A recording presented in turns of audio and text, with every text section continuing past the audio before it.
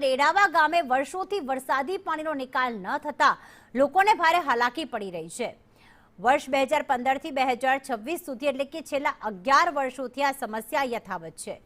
વરસાદના પ્રથમ રાઉન્ડમાં જ ગામ પંચાયતની કચેરી, આંગણવાડી કેન્દ્ર, પ્રાથમિક શાળા, દૂધ ડેરી અને મુખ્ય શેરીઓમાં પાણી ફરી વળ્યા છે। છેલ્લા 4 દિવસથી આખું ગામ પાણીમાં ગરકાવ થવાથી સંપર્ક વિહોણું બન્યું છે। ખેતરોની જમીન પણ ક્ષારયુક્ત બની ગઈ છે અને વારંવાર રજૂઆતો કરવા છતાં તંત્ર અને નેતાઓની ઉદાસીનતાના કારણે ગામ લોકો ભગવાન ભરોસે મુશ્કેલીઓનો સામનો કરી રહ્યા છે।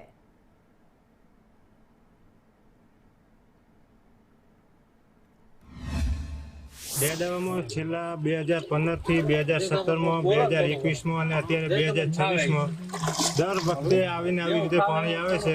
આખા ગામમાં પાણી ભરી જાય, ખેતરો બધા ક્ષારવાળા થઈ ગયા। ડેડાવાની 50% જમીન ક્ષારયુક્ત થઈ ગઈ છે।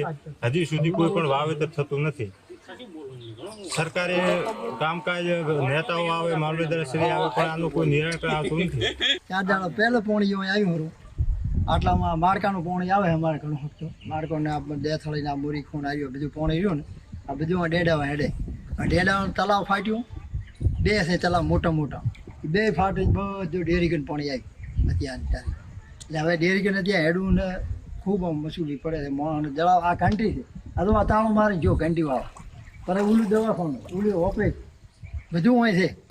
પાણી આવે કોઈ દડો નીકળતા હવે પડે એમ છે, થોડીમાં પાણી થઈ ગયું અને બધા વરોમાં તો મરી જાવ ઠેસથી આમ બધાને ખૂબ બે પાડવાનો નેતાના બીજા બરોબર કે નિકાલ કરશે, પેલું તમારું કરશે, પછી બીજોની વાત ને કરી જાય છે ને આ વળીના પાણીનો નિકાલ થતો નથી।